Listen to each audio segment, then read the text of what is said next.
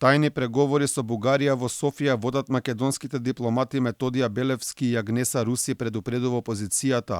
Ова доаѓа во моменти кога кај власта постои разногласие околу преговорите со источниот сосед. Премиерот вели францускиот предлог бил отфрлен, а министерот за надворешни работи пак вели не бил отфрлен, само требале корекции. Она што се знае од властите е дека експертски тим водел разговори со бугарите, но не информираат кој се дел од овој тим. Поради тоа Алфа постави две прашања до МНР, кои се членови на експертскиот тим за преговорите со Бугарија и дали членови се Димитар Ковачевски, Бујар Османи, Бојан Маричиќ, Методија Белевски и Драган Алчинов, на што одговорот гласеше: Не е точно, ништо повеќе не можеме да ви кажеме. Интересно за јавноста е името на Методија Белевски, за кој од ВМРО ДПМН тврдат дека преговара со Бугарија. За него Алфа уште пред 8 месеци објави дека е човекот кој вршил притисок врз работата на историската комисија и поради кој од неа се повлече историчарот Ванчо Ѓоргиев.